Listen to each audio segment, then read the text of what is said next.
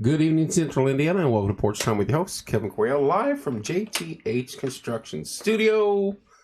As you can see, we have the good doc, Mr. Applegate. Dr. Applegate's in studio with us, and we will be discussing some arm issues and things like that, and shoulder issues. But real quick, let me get to my sponsors, American Basement Solutions. If you're not talking to Larry Ralph right now, I don't think there'll be a dry basement in the county. Get a hold of him. Contact him for all your foundation needs. Stids Comfort Systems, keeping us nice and warm in here tonight. Also, Teresa Messmer from Fathom Realty, one of our newer sponsors. Stoked about the show, Savannah says. She was looking forward to hearing your words. Hello, Janet. Hello, Mike. Hello, PJ. Do not forget Reps Fitness. Sorry, it's not Performance Physical Therapy. They are a sponsor. Findhelp.org. Get a hold of Judge Williams or visit that site.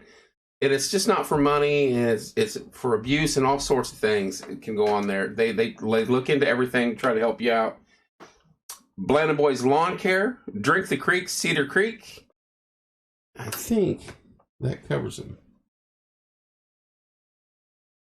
Trying to get Savannah to come in there and hang out with us tonight and talk. Do not forget Trace Atkins, Lone Star, Big Country, and I'm forgetting a few of them. Rose O'Neill. They'll all be at the pre-fair concert. Looking forward to that. That's going to be fun. Also, don't forget, next Monday, we start Monday Music Hour again. I cannot wait. That'll be fun. Looking forward to that starting back up. And we start our Star Search, I think, in March. So we're on the right road. Real quick, a little traffic, and I think you can give us some input on this. Where it floods, it's normally going to be flooded. The roads right now are nasty. Lots of water out there.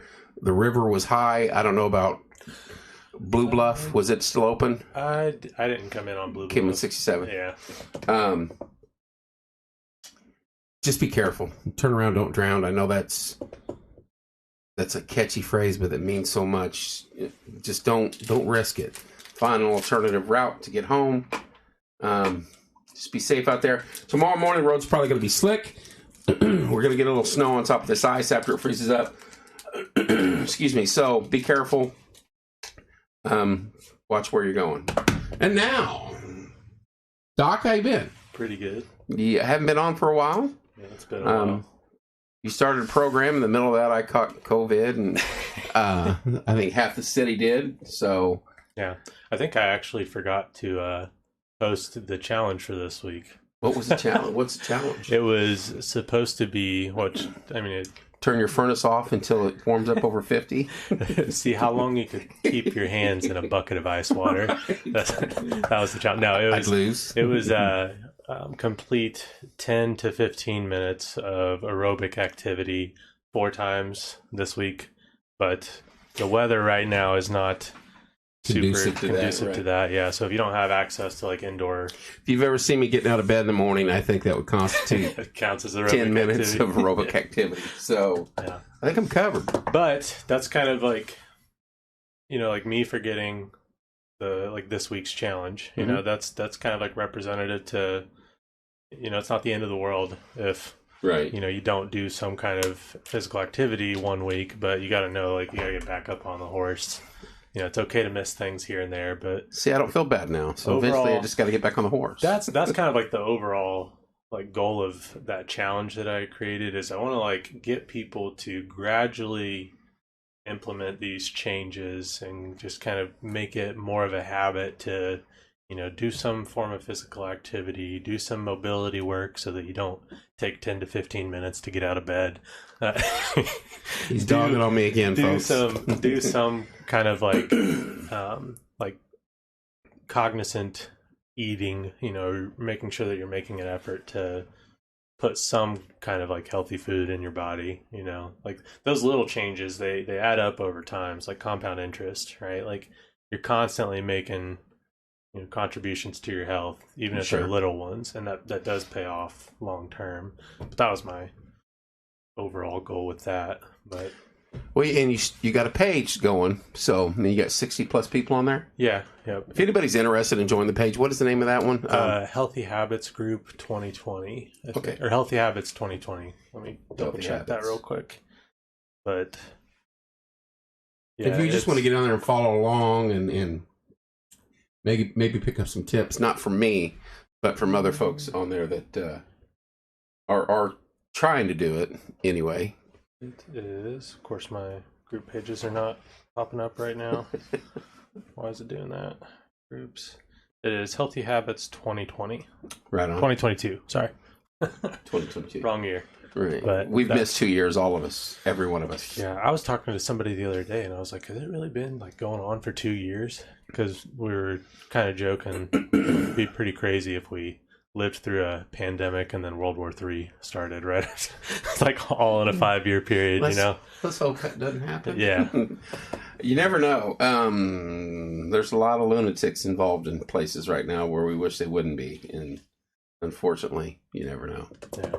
Well, you know what? Porch Time will carry it live and we'll go right through it. So we'll stay on the air as long as we can. Yeah. Be like Good Morning Vietnam. Right.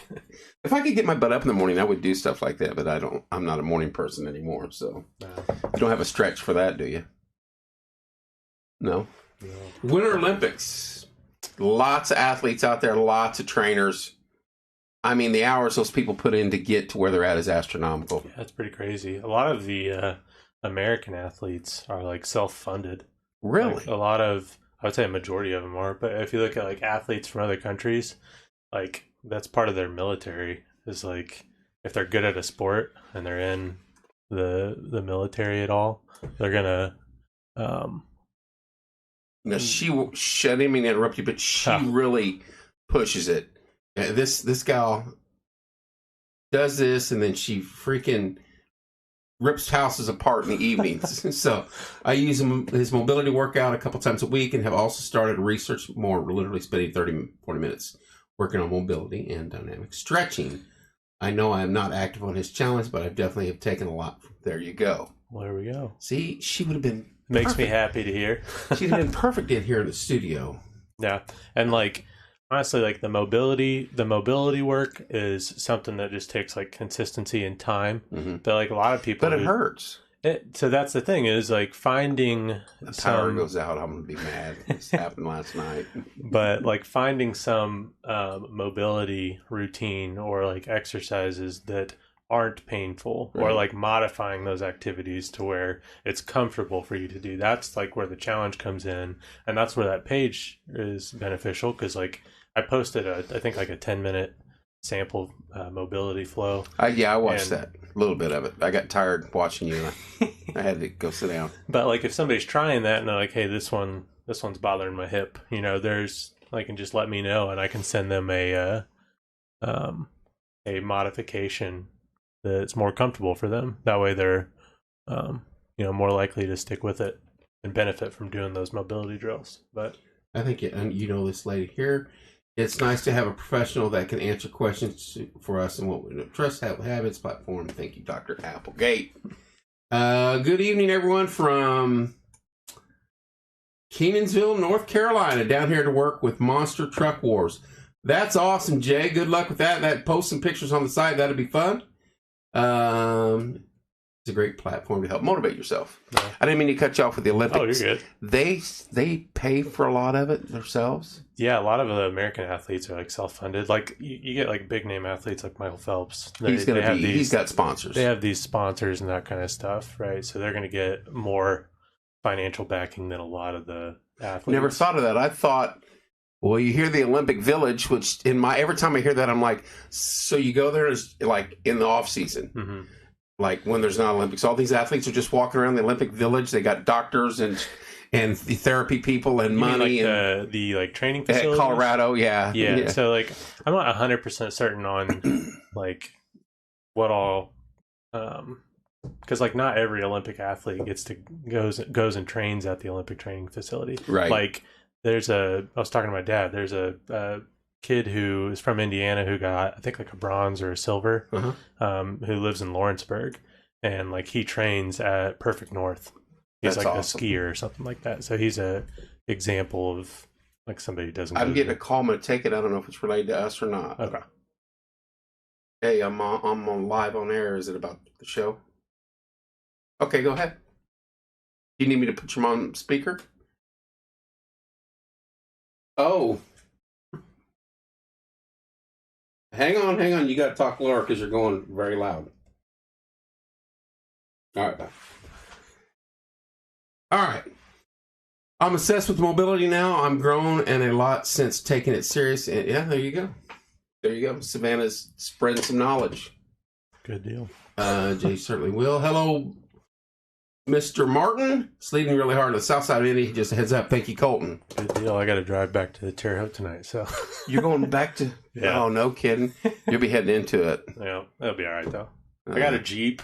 So Hey, I used to work over at Smith's and waited around, you're way over the other side of the state. So when the snows are coming, Central Illinois, you're like, oh, I got time. By the time I left work, we had 4 inches snow on the ground. By the time I got to Cloverdale and did a 360 between 2 semis, there was 5 inches snow on the interstate. And I was like, never again. If it's snowing on the Missouri side of Illinois, I'm leaving. Yeah, I got stuck over there.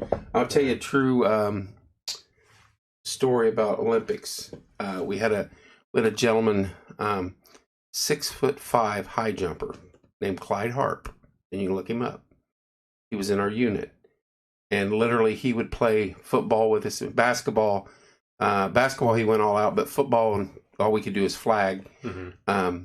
We told him when we got down the end zone, just go down the end zone and stand there, and we'll throw the ball as high as we can in the air, and you just jump up and get it. Yeah, that's all he did. Like once a week, he'd come and play. That was pretty much what I did with Hagen Carter. Yeah, right. Like when we were in middle school, he was a whole head taller than everybody else. So it's like, just go down there and stand. Yeah.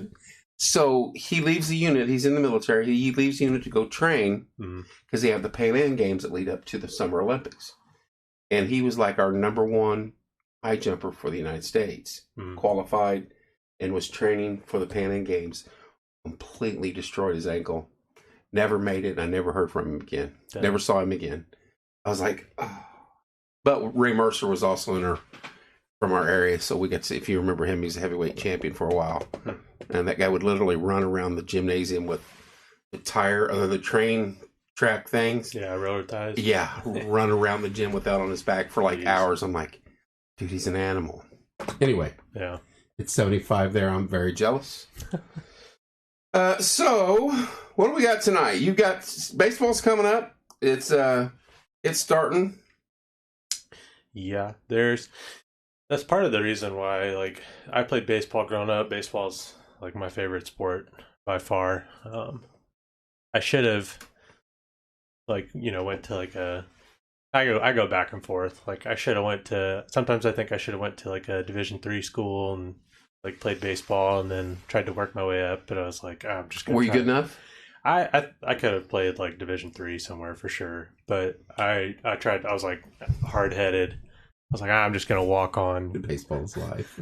It's like, I'm going to walk on to ISU's program, and then had a tryout there, and they put all the outfielders in right field. Everybody got like a throw to second, a throw to third, and a throw to home. Yep. And then like me and this other kid, they both made us take 2 throws each. So me and him were like, all right, they're interested. Where's the shot? Yeah. And then like a couple of weeks went by and didn't hear anything. And I went into the coach's office and I was like, hey, I was just following up to see, if we'd know anything about the roster or anything like that. And they're like, yeah, we got a full roster this year. Sorry about that. And I was like, all right. And I like looking back, that's like a nice way of saying, nah, you didn't make it. You ever think about tennis, son? Is that what he said? Yeah.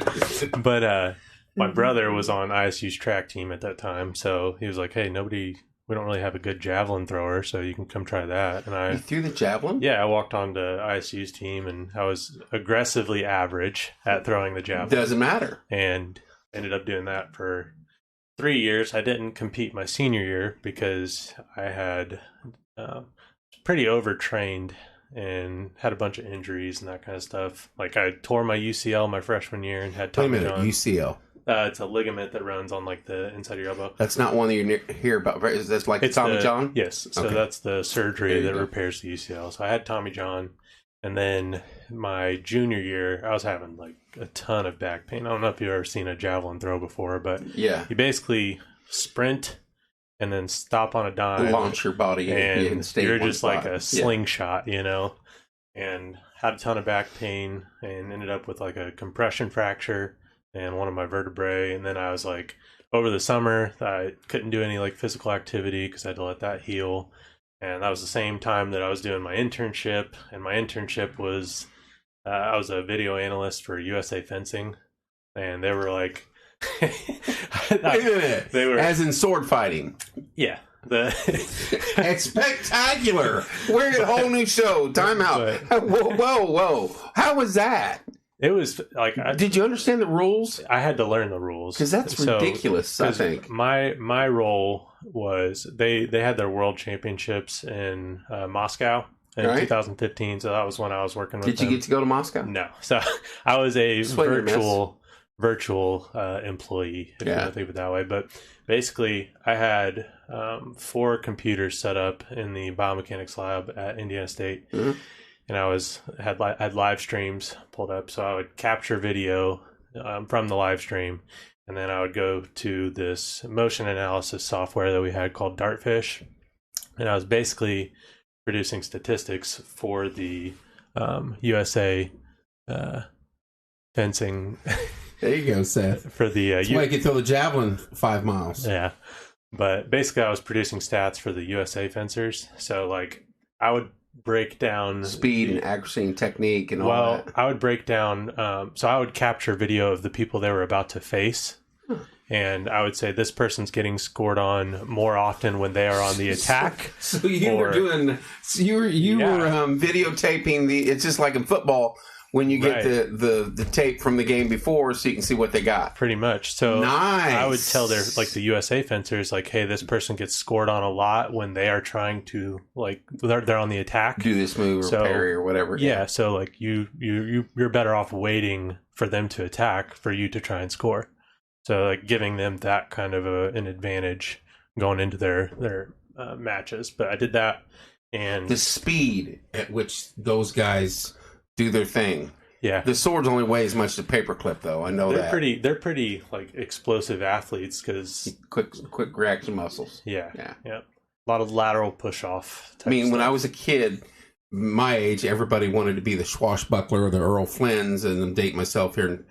But you wanted to be a sword fighter. Now you've got Vikings and these other shows, and they carry 50-pound. And people don't understand. Yeah, they don't understand that.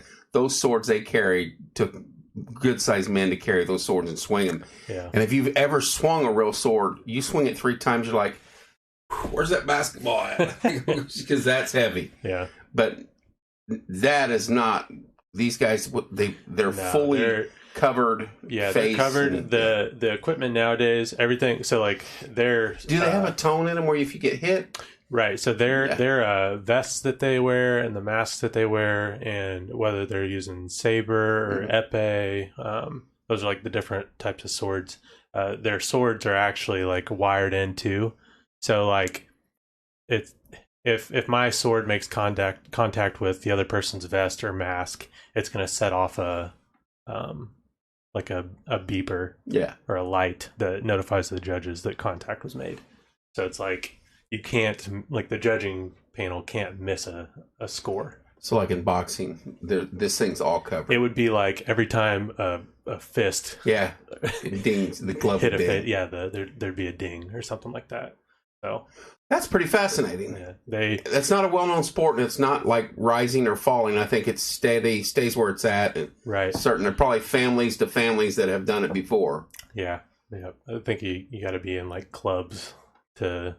Fencing club wasn't on anything. Yeah, not around here. I mean, no. Not around here, for sure. We had the Copenhagen Club.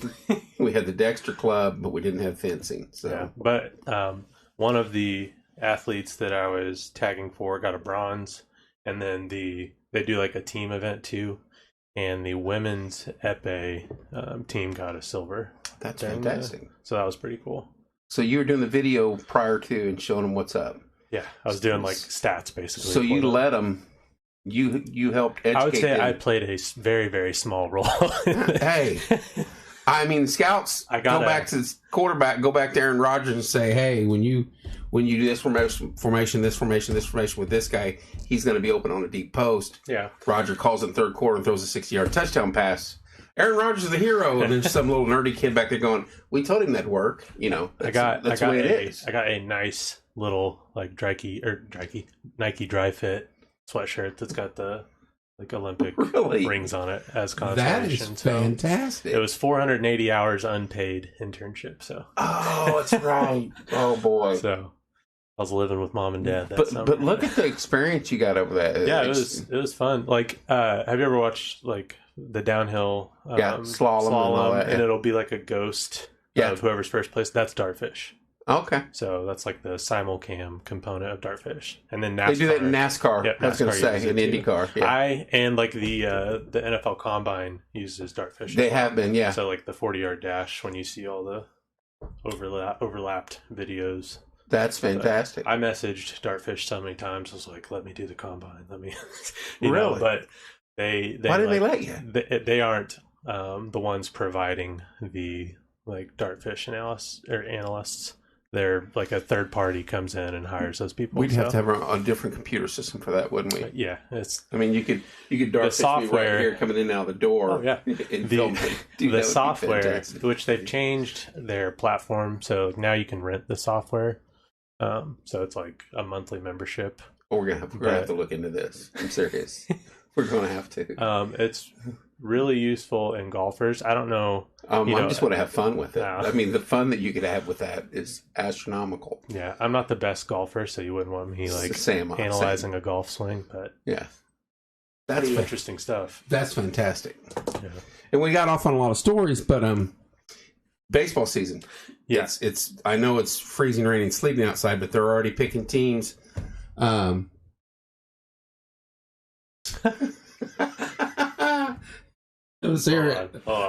got water there for you. Oh, he's drinking his Starbucks.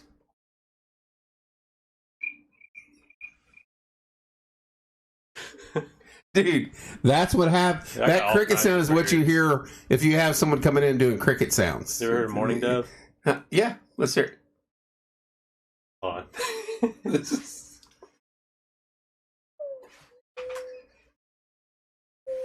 You're making my chest hurt.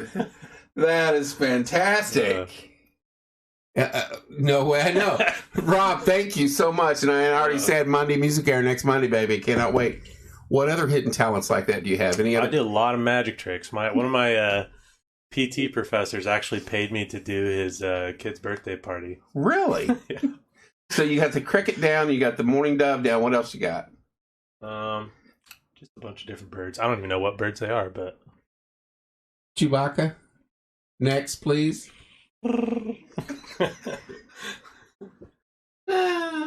I need alcohol now. I'm just saying. This is getting good. I feel like I'm at a comedy.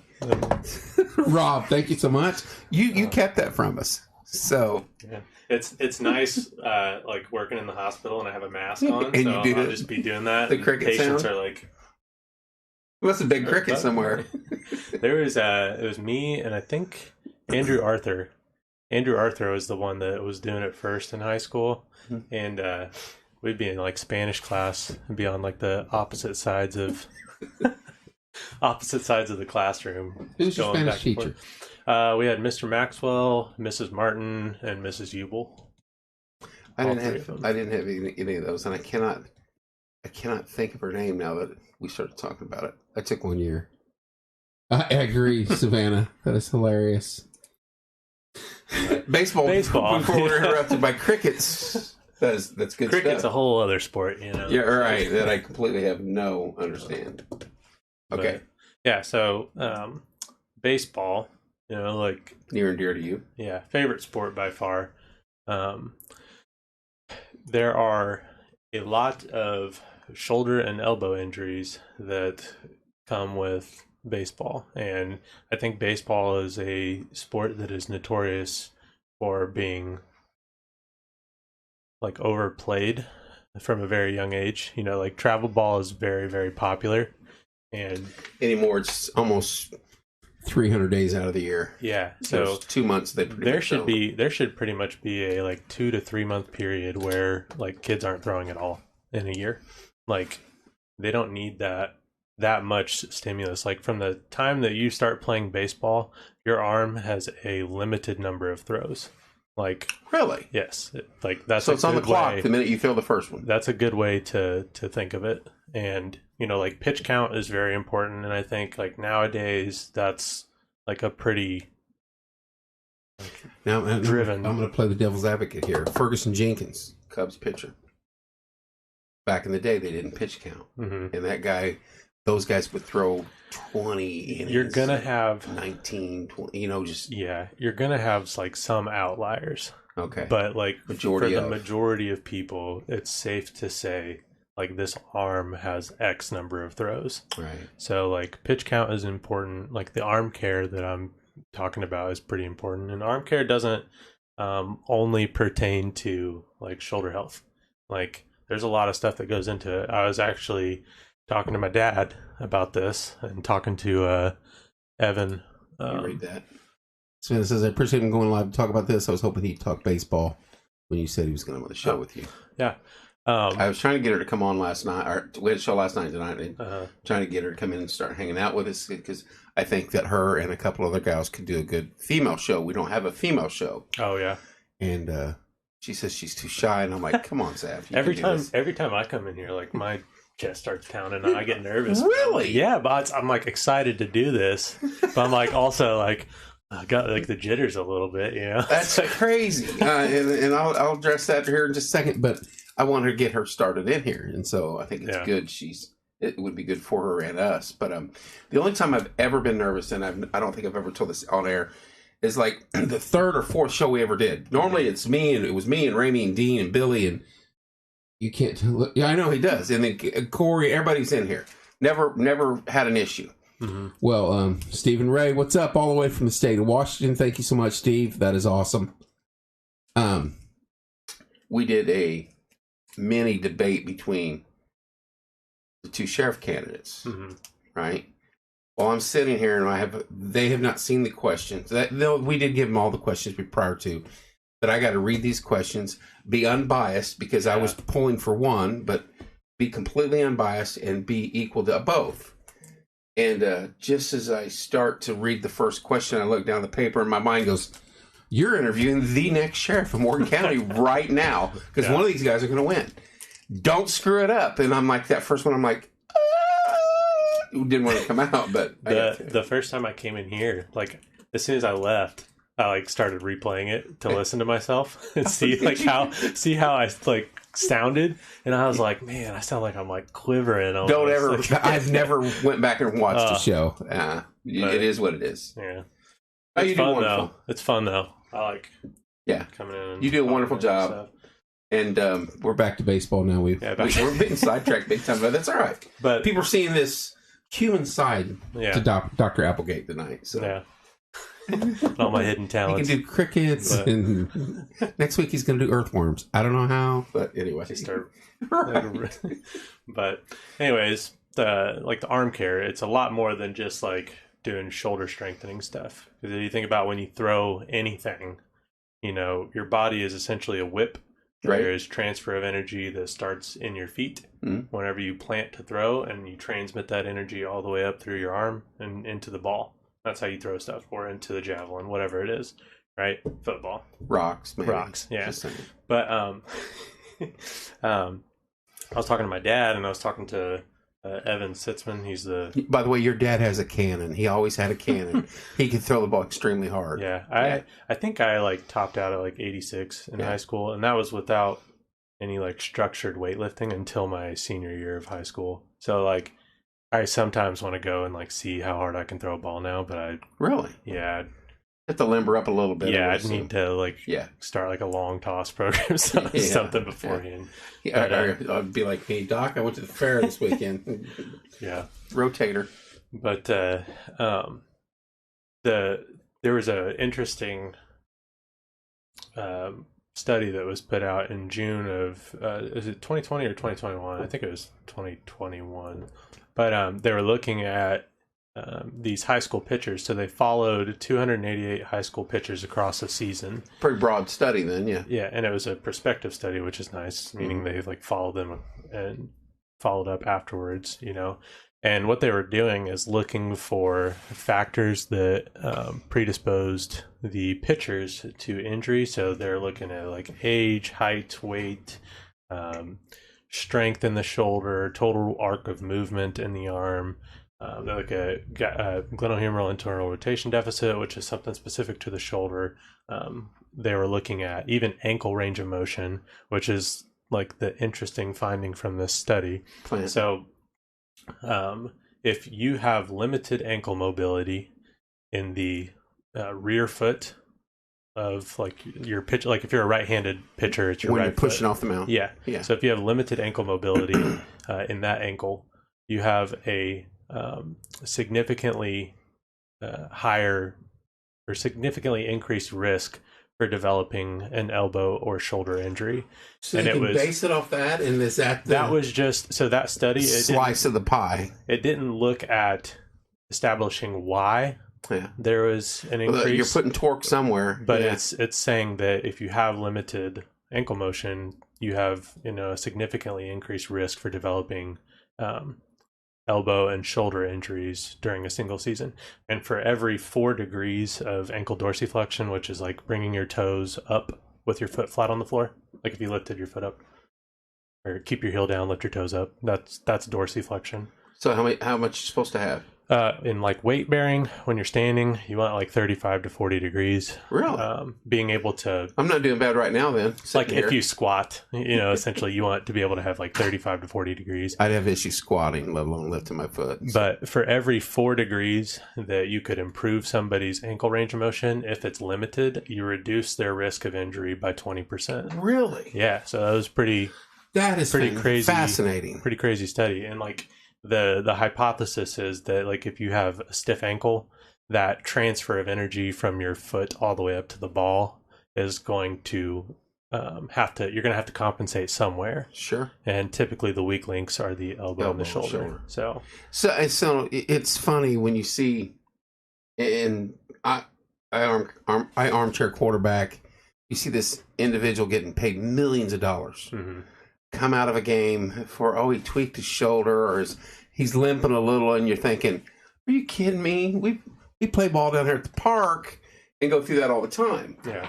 But the logic behind that is, okay, he may have tweaked his ankle, and if he keeps playing on that, that's the thing. He could blow his arm out. He could blow his elbow out. Like, it's all related with musculoskeletal injuries. So like any joint muscle aches, strains, sprains, whatever you want to call them. The earlier you intervene, the less downtime an athlete's going to have, less downtime a person is going to have, the easier it is to rehab something. If you have a baseball player on your team that's constantly complaining of shoulder pain, eventually something's going to give. Look into that. Right. So that's why like arm care programs are so important right now. It's like you need to have your athletes doing the appropriate like prehab and like shoulder warm-ups prior to going and throwing. You have a program for this? Yes. So I'm going to start a like semi-private arm care program where Kerry Wood syndrome. Yeah. He did strike out 20 Astros one game though, so I'm not mad at him. But like you're going to have these people that have like rubber arms. It's like those are the guys that...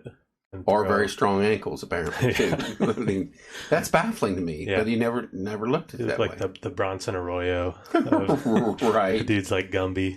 Yeah, he's one of my buddies. We were talking about Bronson Arroyo. His leg kick. He's the only baseball player that they had to turn a card sideways to put him on a baseball card. Really? Yeah, for his pitching stance because his foot is up in the picture. It hit the ceiling. I never could understand that. But he did a lot to hide the ball too. Yeah. But or like Johnny Cueto. Johnny Cueto's the only guy that you can see his right ear when he pitches because he's turned all the way around. Fernando did always look to the heavens, but then Cueto took it a step further and almost turned around and looked at the second baseman. And you're like, dude, how you lose? You got to lose target. I got a autographed bobblehead from him. Cueto? Yep, I won a Twitter contest. Still a red? Yep, I won a Twitter contest. They had a really contest. It was like send in a picture doing your best Johnny Cueto impersonation, and I put my Reds hat on, and I put like a red it side a little bit, right? Yep, and I had a red pom underneath there because he had the Reds, you know. And then I just had my brother. I was like, take a picture real quick, and I just turned as much as I could, and I was basically just looking away from the the camera. And that was it. Yep, I remember sitting on my couch watching cartoons or something, and I got like the Twitter notification. I was like, oh my god, like, won that bobblehead. I still have it. So how many, was it like 3 people that entered, or was there a bunch? There were 5 people that won. I don't know how many people entered. Doesn't matter. You were one of the winners. That's hilarious. Pretty pumped about it.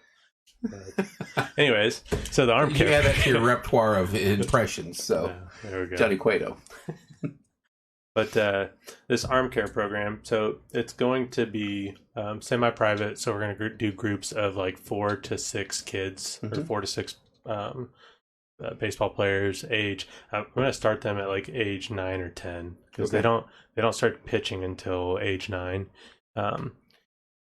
The 9 and 10-year-olds, they would only come 1 time a week, but for most people, it would be 2 times a week. So it's not something that they need to come to me for as long as they play baseball, but it'll be like a 6 to 8 week program.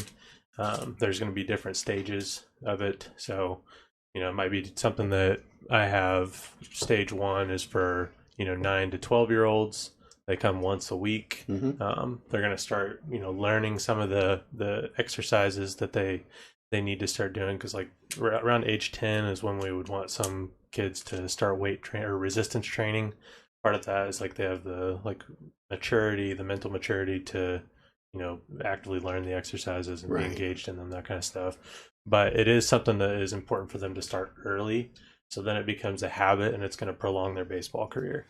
So you said David will start be done in September. When could he start? As soon as he turns 9, if he wants. Okay. So it'd be a good thing to start doing in the off season. It would be a great thing to do in season as well. Basically, as long as they're throwing, they need to be doing arm care. So it's going to, a lot of it is centered around rotator cuff strengthening, but there are other components to it, like thoracic mobility, which is, think about like not your neck, not your low back, but everything in between. Right, so being able to rotate a ton is pretty important for throwing. If you have a stiff back, where is that energy going to compensate? Sure. Right, it's going to go to the shoulder or the elbow. That's going to place more strain on the shoulder.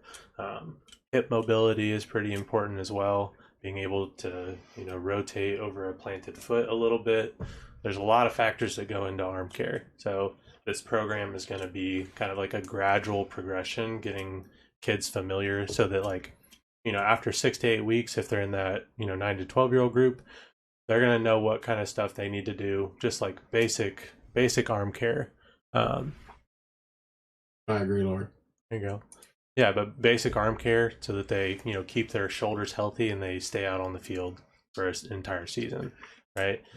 Let me ask you this. Boys and girls? Yeah, softball players too. Not so much softball pitchers, because the girls...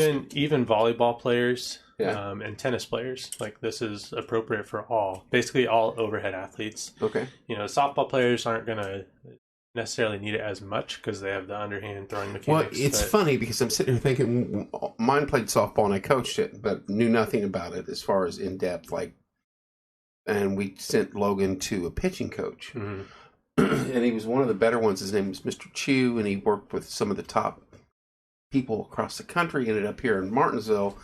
Then life pushed him away from here, and we went a different direction. But the plant knee on a girl, and the ankle, because there's very little strain on the arm when you're doing it in its natural motion like that. But the legs of these young ladies, I guess, knees, hips, and ankles, I would say, is where the pressure was being delivered. Yeah, I would say like the main component that is lacking from like pretty much all youth athletes is a just basic strength and conditioning program. Yeah. Like I would say a lot of that could be combated. What age do you suggest a child? Because I mean, we're getting aged down here now. To start like a resistance training program? Yeah. Like 10 or 11. Okay. Yep. So, and that's kind of like what we were talking about the very first time I came on, right? Is like, it is safe for, younger kids to do resistance training. It's a lot of times like parents will hear that and they think like barbells, like squatting, 1 rep max, lifting super heavy. And that doesn't necessarily apply to kids, right? Like if you have a youth athlete, most of them have like very poor like body awareness. Like kids look clumsy, right? Some of the old athletes have very poor body awareness too. Yeah. Just throwing that out there. Yeah. But like kid athletes, a lot of times they're just like super clumsy, don't have that coordination, not super familiar with their body. So like you can do body weight resistance type stuff. You can do, but you're not good on the barbells, and I don't suggest that. If you have again, there's going to be like outliers. If you have a 10 or 11-year-old and weightlifting is his sport, like he can get under a barbell. He's likely, if weightlifting is his sport or her sport, him or her is going to be like well versed in weightlifting, and they're going to be under supervision. So like they can squat with a barbell. But I would say for most athletes, you don't need a barbell, or most youth athletes, you don't need them to get under a barbell to get a benefit. Right. It's like you can do dumbbell work where they're holding on to a dumbbell in the front and squatting down. We call that a goblet squat. There you go. There's tons of exercise variations. Throwing medicine balls, which that's really important for, like any rotational athlete, like a pitcher or a tennis player or a golfer, right? Like weight doesn't need to be heavy for it to be beneficial, because there's like a speed and power component, right? In order to be strong, you have to lift things that are heavy. In order to be powerful and fast and explosive, you need to move things quickly and powerfully and explosively. You follow Kyle Farnsworth? Huh. He ended up being a Red, but he was always 6'5", chiseled body, and he got out of baseball for a little bit. But it was right before COVID, and I haven't heard from him since. He started working out again, and one of his drills was he would sit down and he'd have like not a medicine ball the size of a shot put. Yeah. And he would spin his body around and throw that thing off the back of the wall. Yeah. And I mean, the dude had a 99-mile fastball, but it went straight as a rope. He was Cub and Red, and then he went to NL, the AL, I think. But he's still massive, and that was one of the drills. Like you said, it was a soft medicine ball, but it probably weighed 2-3 times more than baseball. Yeah. But man, he could still hum it. Yeah, a lot of like a pitcher's power comes from their legs. It's not as much from their arm. Right. So at PRT training has changed my body, aches and pains, weight, mobility. I highly recommend. There you go. Yeah, you got to keep them legs strong. Yeah, it's there's like so much that goes into like training a youth athlete in particular, because like you want it to be fun, right? Like I think that's the most important thing. It's got to be quick too, because like, and that's the thing is like you can do so much in like 30 minutes. Right. 30 minutes 1 to 2 times a week.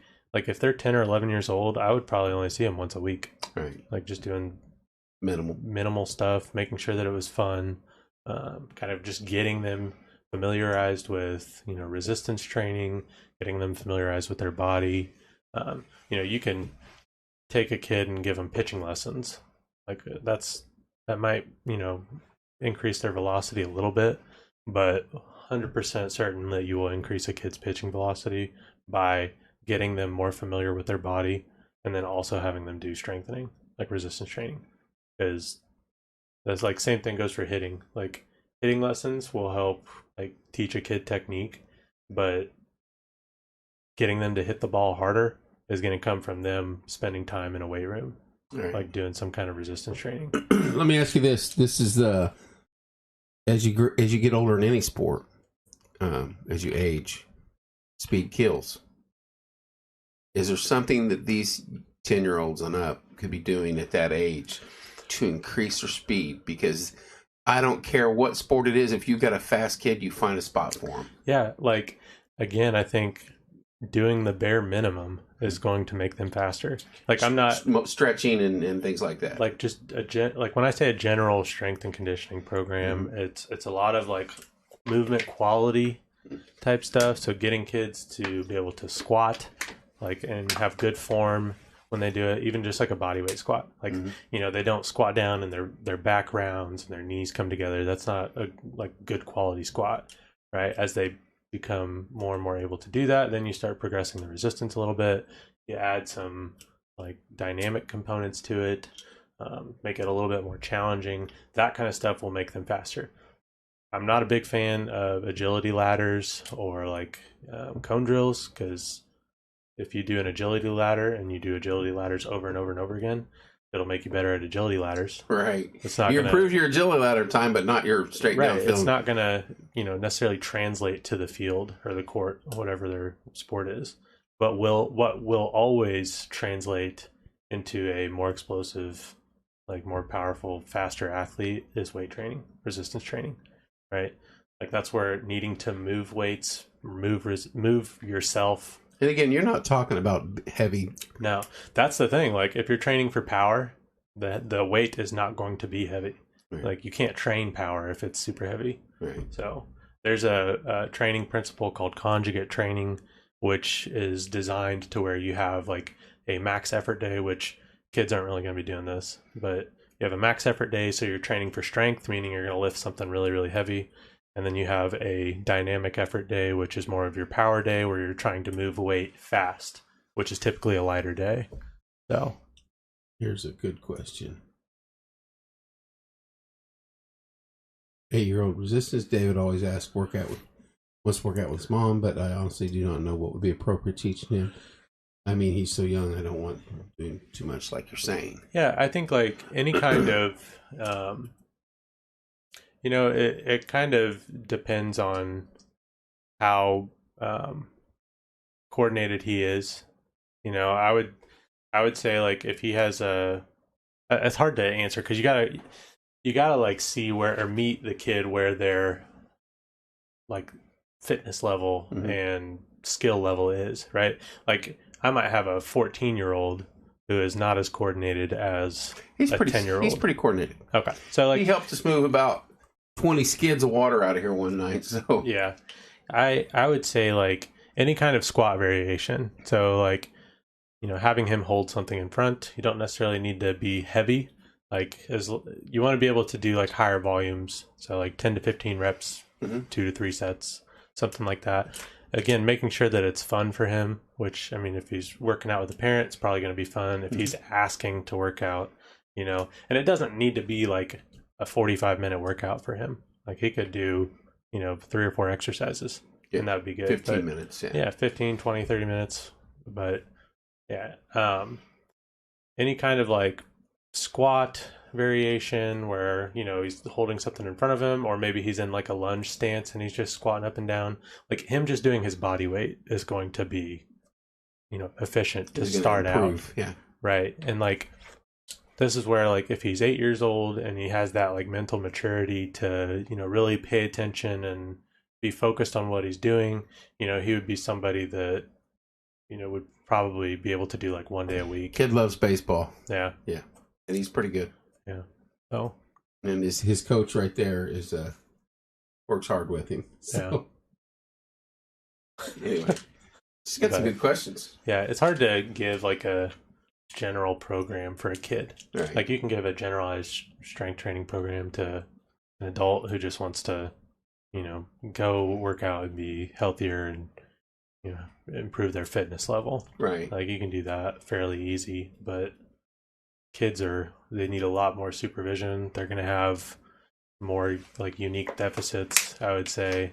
So, but I mean, if she's interested, Savannah, if you're interested in that, feel free to like shoot me a message and I can, there you go, like, get a hold of you afterwards or something. But yeah, good stuff. But yeah, arm care is super important. A lot of stuff goes into it. But I would like to see kids like 1 to 2 times a week. If anybody's interested in the arm care program, they can shoot me a message. Get a hold of you. Yep. Message you. You got your site, you got your page, you can send your message on Messenger. Yep, my phone number is on my page, on my Facebook page, or you can just type in there 765 318 7400. Oh.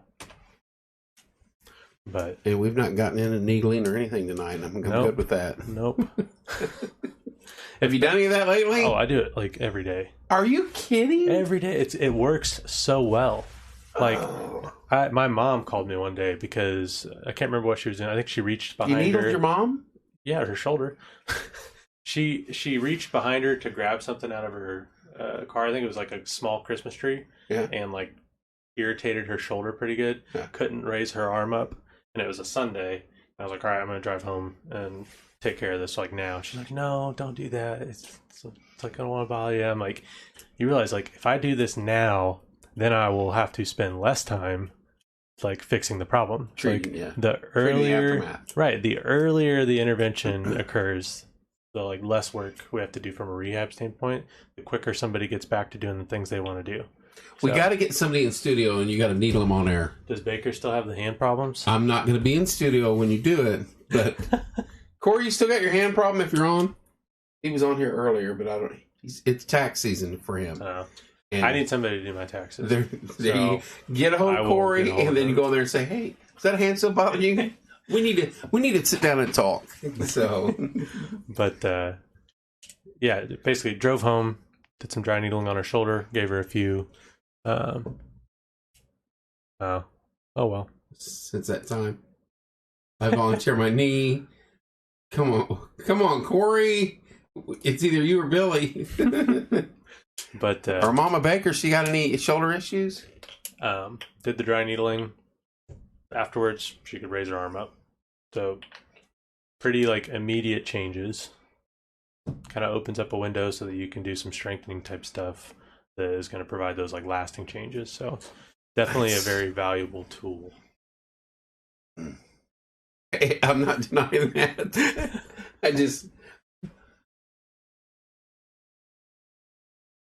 There you go. Thank you, Savannah. I thought she was volunteering to get dry needled. There. I will do what you're asking. Okay, good. I've got a patient right now with carpal tunnel that she's had an EMG. It's like already been diagnosed as mild carpal tunnel.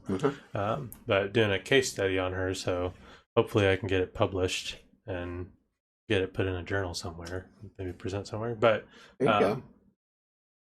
She had she's only had one like treatment so far, but like after the one treatment, she said 50% reduction in her symptoms. Really? So pretty interesting stuff. No. Full minute behind. Am I missing? Oh, here we go. So we're missing a few of these.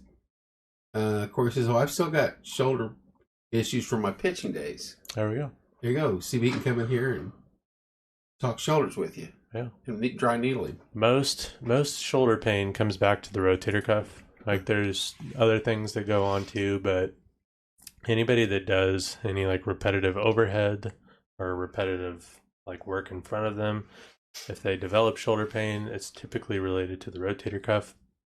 Normally, depending on how like acute their shoulder pain is or how chronic, I typically take care of it in like 4 to 6 visits. So really, yep.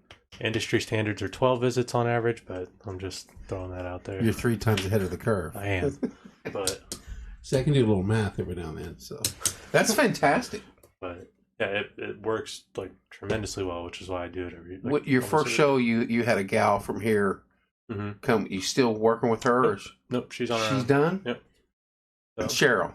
Yep. That's fantastic. Or Crystal. Or I think it's her sister. Yeah. One of yeah. Yep. So we need to get a new one. We need to find somebody else. So you're 1 for 1 with porch time personnel. So. Yeah, I've got a like a video of what it looks like on my No, I'm good. phone here. I'm good. I personally don't need to see it. I've been hit by a porcupine. I think you do.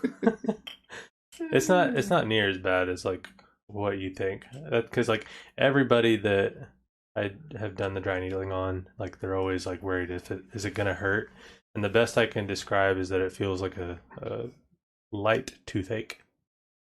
So, but it just looks like that. Pulsating? Yeah, I run a current through the needles. Yeah. Red. Okay. Yeah. No, I'm good. I always tell the story. I went to the Police Citizens Academy, and the last thing that you're offered to do is get tased. Well, my brother and I know several of them, especially now the guys in the brown, and they're like, you're not leaving this room unless you get tased, Coriel. I was like, yeah, I figured so. So they're like, who wants to go first? I was like, I'm going to get it over with. So I go up there, and they zap me in the back, and I get done. Tourette's kicked in for a little bit, and then I could go sit down. And one of the gals in the class was like, "Did those prongs hurt?" And I was like, "The prongs, lady, my soul's on fire from inside out." But you don't even feel the prongs. Yeah, and I mean they're probably much thicker. Oh yeah, much thicker. The needles I use are less than half the size of the lead in a mechanical pencil in diameter. So. Because the lead, like thick hair. The lead is 0.75 millimeters. And my needles are 0.25 to 0.3. So. My soul was on fire then. I could deal with the pain of this shit. I didn't even feel the needles. It's really not that bad. So how much amps you put in my body if you're going on electrical discharge? It's powered by the machine is powered by 8 C batteries. It's what is it? I'm not sure on the voltage is extremely low. Amps are going to be minimal. Yeah, I know it's 2 to 4 hertz at 150 to 250 microseconds. Yeah, so that's what I know. I'm just looking for ways out of this. You know what I mean? It's not going to be me, so I'm not going to do. I want someone though. We got to get somebody. Yeah. We tried to get Billy. He backed out 100%. If Baker has shoulder pain still. Like, I'd be happy to kind of do like the whole evaluation and stuff in here. Really?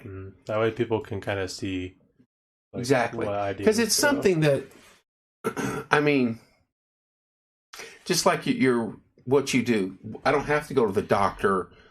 There's a lot of... Insurance will pay for it if I go to you directly, correct? Depending on your insurance. Like, some insurances require referral. A physician referral. Yeah. Or a referral from a PA or a nurse practitioner, something like that.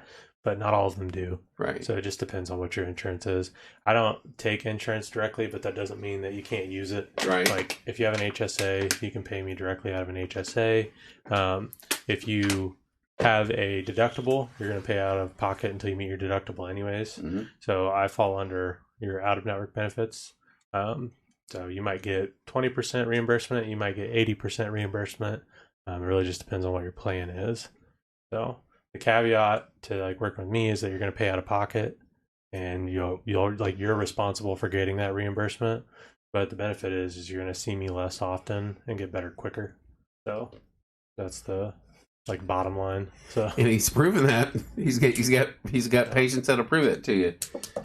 All right, I got to ask you one more question, and it's age old question. I always wondered, how come?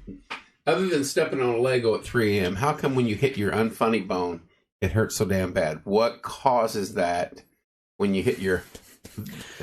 So this is a skeleton question now. I'm figuring we can go here. Your ulnar nerve, basically where my scar is. I ain't scared. Let's do it. See what he said. Here we go. We'll have to set a date up. I'm in town every Thursday. So there we go. If he wants to do it next Thursday, we can do it next Thursday. It's up to him. I'll talk to him and let you know. Yeah.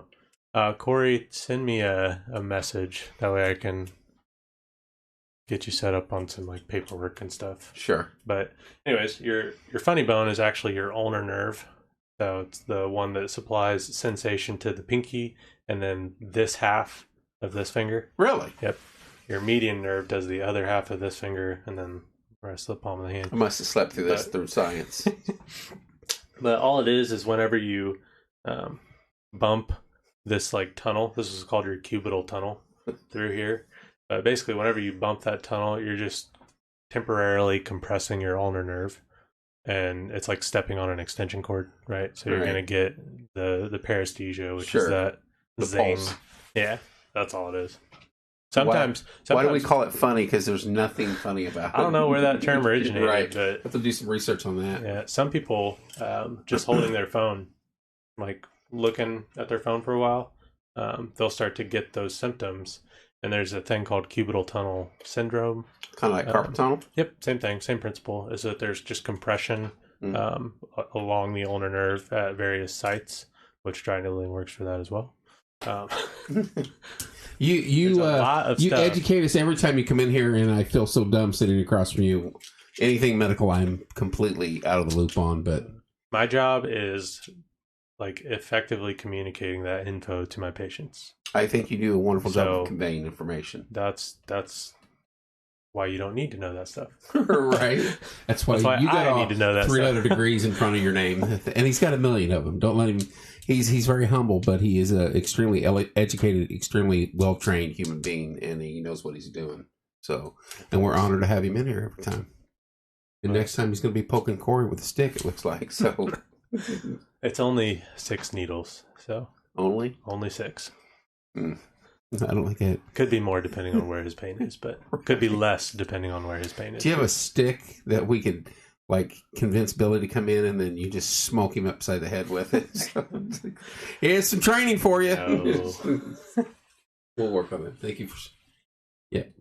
And what is this needle thing for? It is for pain relief, essentially. So it is what nightmares are made of. Don't let him lie to you. I use acupuncture needles, so. There's a difference between acupuncture and dry needling, and the main difference is just the ideology behind why you do it. So if you went to an acupuncturist, which there's tons of literature to support acupuncture, right? That's where the style of dry needling I do kind of comes from. But the acupuncturist will say, okay, you're having shoulder pain, stick out your tongue for me. They do what they call tongue mapping. So it's traditional Chinese medicine. Really? So they're focused on your energy channels, your meridians, that kind of stuff. So they say based off of what your tongue looks like, okay, the qi in your bladder channel is stagnant. Meanwhile, your bladder channel runs down the back of your neck, all the way down your spine. The bladder channel. Into the bottom of your foot. The same bladder that we... I don't... You're right. This is the traditional Chinese medicine, right? So they're like, okay, your bladder channel qi is stagnant, so we're going to run needles through your bladder channel. We'll run a current through there. We might light them on fire. Depends.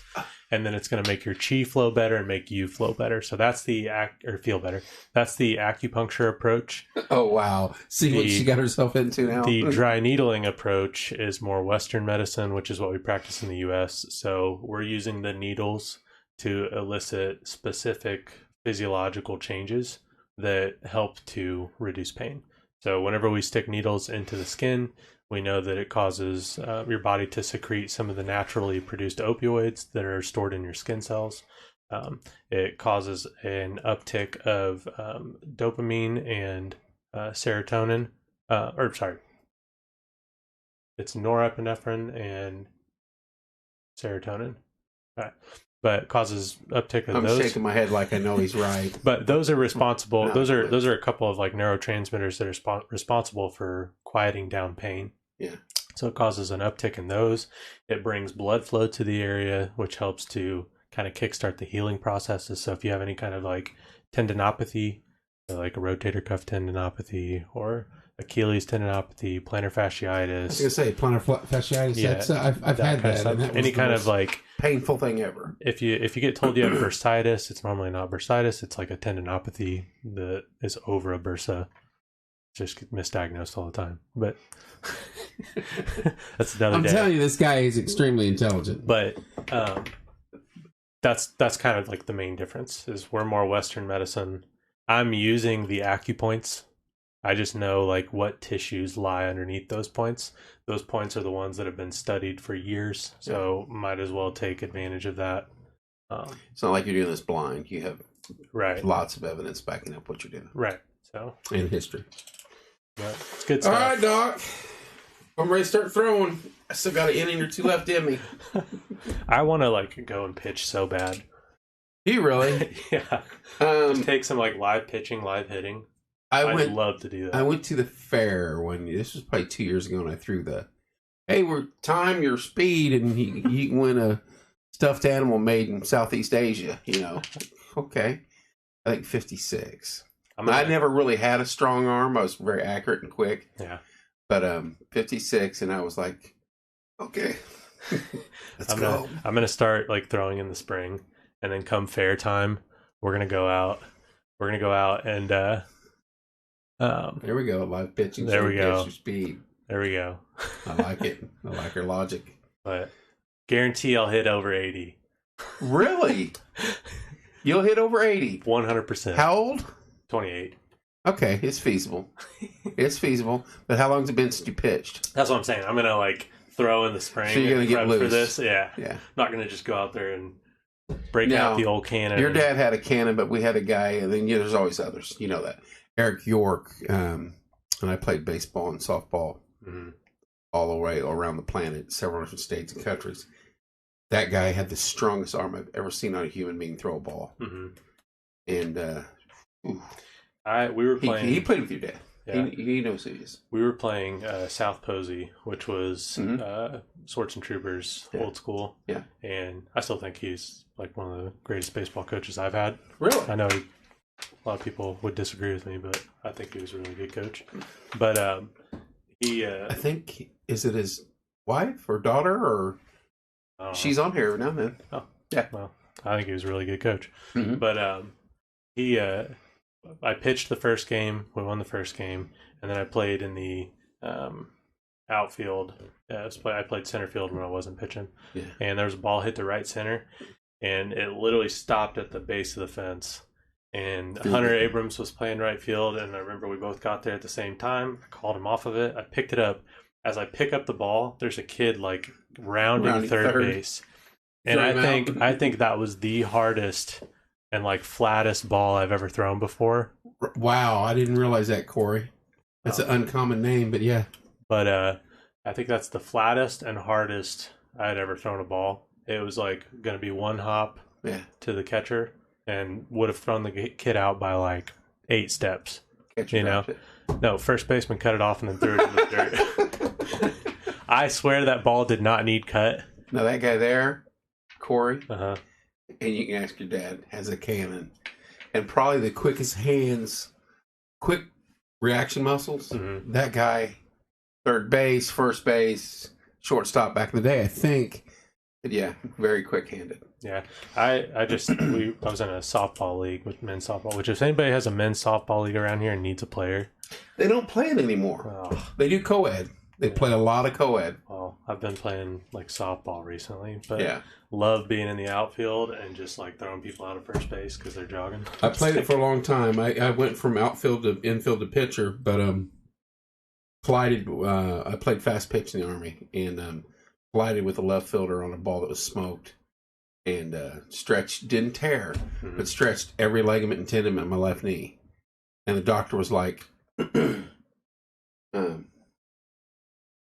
you should have tore him. That would have been a better injury to fix than what you've got. They have, I don't know if they still do leagues out there or not, but I mean, that's the going rate around central Indiana now, but it used to be back when I played with your dad. Yeah, I remember going to Monday night was a league. Wednesday night was a league. Wednesday night was co-ed. Then Monday, Thursday, Friday, and then round robins on Saturday and Sunday. I think Bernie and I one time added up 300 games one summer. Jeez. And I was like, I'm done.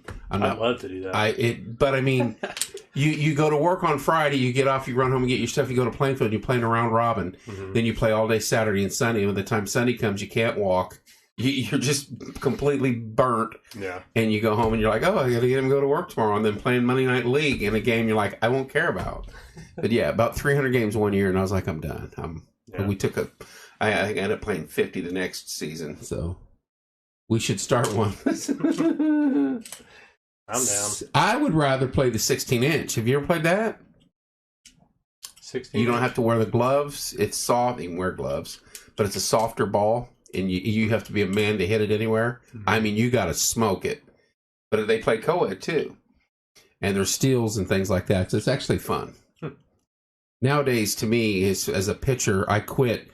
I pitched right up to about I was 44, but I couldn't see the ball anymore. And it's not that I couldn't see it. is the mind's like, line drive right at you. What you gonna do? And your eyes are like, hey. The last field I played on had the worst lighting ever, and all of our games were like evening games. So balls would like go up above the lights. They're neon green, but they disappear. Yeah, you know, welcome to Centerbrook back in the day. Yeah, you'd have 3 lights in the outfield, and one of them's up in the trees, one's worm hunting, and then one's right in your eyes. Oh. But yeah, I took one. It didn't hit me, but it zipped past my ear, and then my hand went, oh. And I was like, okay, I'm done. It's like a Barrett 50 cal, right? It's like that pressure wave. Yeah. I'm shooting back at that point. I could feel it. And I was like, I say I can't see it, but that's always the wrong thing to say is I can see it. But my quick reaction muscles just were not. At 45, they're not there. I don't care who you are. Yeah. That's why guys retire. Oh, he still got a jump shot, but yeah, he can't. His lateral movement's gone. His quick muscles are gone. And I think one of my dad's buddies that he works with, like, just lost an eye playing softball. Softball? Yep. That was my biggest fear, headshot, because it could kill you. Yeah. I got hit in the kidneys, and it tore 2 of the kidneys once. Still there. It actually, 10 years after, it affected me. I was must have been something I ate, irritated it. And you want to talk about shots? I wake up and I can't move. I'm like, I got something wrong. I drive myself to the hospital and get there, and I won't say the doctor's name, but they check me out and they're like, you tore a tube in your kidney. Did you do something? I was like, only time I've ever really been hit on that side was in football in high school, and then I got smoked by a softball a few years ago, like 8 years ago. And he's like, well, it's just inflamed. So he leaves, and then walks a nurse with a needle about that big. And I go, what are you doing with that? And he goes, well, we got to get to the spot because we're going to inject it with some stuff to get the inflammation down. Yeah. And I go, no, you're not. You're not sticking that in me. He wadded up the thing. He goes, you're a coward. And I go, yeah, but I'm going home. Got the prescription 2 days later. It's fine. Yeah.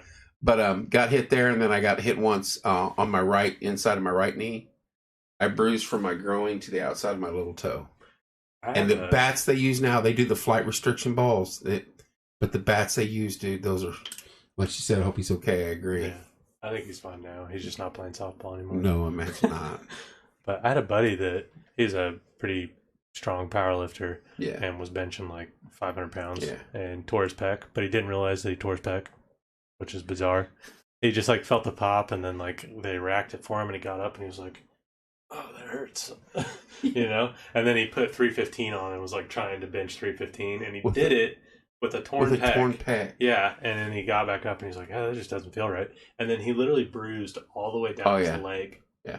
All the way down in his leg. Yeah. Which is just bizarre. Yeah, because I can understand bruising to my pinky, but I bruised up and down, and my knee was about as big as a watermelon for about 3 days. Yeah. I know a guy that got both rotators worked on, and he bruised from his neck down to about his knees. Dang. So, yeah, good stuff. Yeah. All right, Savannah, thank you so much for the input tonight. You got to get hold of Doc, and we got to get her in here, too. She's going to work on some needlepoint, obviously. So, there we go. Dry needling. As always, it's been a pleasure. Minute 14, or an hour 14 tonight. Oh, no, I can't watch that. Yeah. You see the Russian Olympic guys in the... When their elbows touch the... Yeah, and you're like, oh! Yeah. I'm worried about where the weight's going, and his arm's like spaghetti. Yeah. Like, no, the bone broke, you know? No. Yeah. Nope. No. Fun to rehab. Yeah, I bet. I mean, they're done lifting for... Yeah, for a while at least, but... They don't get... Well, the story about the... Thank you, Savannah. David Just, creatine, and whatever else he was putting in his body at that point in time, swung so hard he ripped his bicep. Yeah, because the muscles will grow, but the ligaments and tendons don't. Yeah, and it ripped it off the bone. Yeah, and I was like, wasn't the creatine though? It was the probably the testosterone, clearing the cream. GHG. Are you good with creatine? Oh yeah, really? We can do another show on that. No, that was what I tried it. That was what my thesis was on, was creatine supplementation. Back long ago, I remember, believe it or not, I used to work out, but I was doing it while the wife was pregnant with twins at the time. Yeah, and my elbows hurt so bad A lot of I couldn't turn a screwdriver on a faceplate of an electrical socket. Yeah, there's a lot of like anecdotal reports of like muscle strains and injuries and that kind of stuff. And more often than not, it's related to the training program. Really? Mm-hmm. So something I was doing. Yep, it's more likely in your programming, like the exercises that you were doing, or the volume and intensity. Probably the volume and intensity, because I wasn't playing around with that briefly. When creatine is like appropriately taken, like even if it's inappropriately taken or consumed, there's a threshold. Like no matter how much you take, your body will only like have a like blood concentration of like 140 to 160 millimoles per deciliter. So it's like once you hit that threshold, doesn't matter how much you take, it's going to stay there, right? Like we'll have to do a show on this because I've got things to say, because this is a lot of people take creatine when it's not really helping them. Like unless you're doing like 5 reps or less, you don't really need to be taking creatine. If it helps you and you feel like it helps you, continue to take it, but it might just be psychological at that point. TikTok made creatine like super popular all of a sudden, and now it's like $40 for a little tub that used to be $10. Yeah, well, it used to be $40 back in the day. It used to be higher than that, if I remember. And it was about half the size of that. I used to buy some nasty tasting stuff back then too. It was like sand. I used to buy it was about the size of the water bottle and maybe the width of a red Solo cup. Really? Like around the top. But it'd be $10 at Walmart. So you couldn't get it at Walmart, though, back then. I had to go to, all you need is creatine monohydrate. Yeah, right next to the GNC store that used to be over by the Chinese restaurant. Mm-hmm. Oh, there you go. Corey. What's the number of servings in the container? 1. But oh, dude, I seriously, it hurt so bad. I couldn't take a screwdriver and turn a screw. It was like someone was stabbing me with a knife in my elbows. Yeah, both arms. I was like, okay, I'm doing something to my body here. All right, CB, we have to bring some of that in, and it's weight loss too. It'll help me lose weight. It says. No, that was their first. That was a part of the selling program, I think, originally with some of the original creatine producers. Like, creatine is just notorious for having all these like claimed health. It's going to increase your T. It's going to make you lose weight. You're going to get strong. Like, just in short, yeah, But like the benefits of creatine, like if somebody just took creatine and then did nothing, went home and sat on the couch, they would not get stronger. They would not. There you go. It's concentrated. But they just probably haven't seen all the TikToks marked up their prices. But I'm going to get on there tonight and look. So, but yeah, there you go. But like if somebody takes creatine and then they don't work out, they don't get stronger. The benefit from creatine is that it comes back to you have 3 different energy systems. This is like real quick summary. You have 3 different energy systems. Yeah, the one that is like the one that utilizes creatine is called your ATP PCR system. So adenosine triphosphate creatine monohydrate amigos or monophosphate system. That's like for activity that's less like 10 to 15 seconds. It's like an explosive bout. Anything else doesn't really utilize creatine like that. So you deplete your stored creatine that you have, which is around 80 to 100 grams. You deplete that, and then as you're resting, your body slowly replenishes that. So people who supplement with creatine, they replenish that store faster. So then you're better prepared to complete your next bout of exercise. So you get a better stimulus from your training. And that's how you get stronger. So we need to do a show on that. I would 100% love to bring some in show on creatine. And I'll take some and then I'll flip the table over at the end of the show. Like, it works. All right, Doc, as always, get a hold of him. 10 and up. Baseball, soccer, or baseball, tennis, anybody that throws overhead a lot. Volleyball, tennis, softball, baseball, any overhead athletes. So get a hold of Doc. He's going to work on an arm strengthening class Yep, arm care program. Yeah. Yep. If your kid is younger than 10 years old and you would still like to get them into an arm care program, just still send me a message and we can talk about it. So, as always, thank you for coming in. Be safe. You got a long drive ahead of you. yep. And all you guys out there, Savannah, thank you so much. Corey, thank you so much for chiming in. We appreciate it. As soon as I find my mouse, I can get us out of here. So, love you guys. God bless you, Mike Minty. We will see you guys. I don't think I have a show tomorrow night. I think tomorrow Friday. Mm-hmm. Might be doing one next week with Doc and Corey in here. There we go. Creatine. We'll see you guys, Doc. Thanks so much. Love you guys. Have a good one.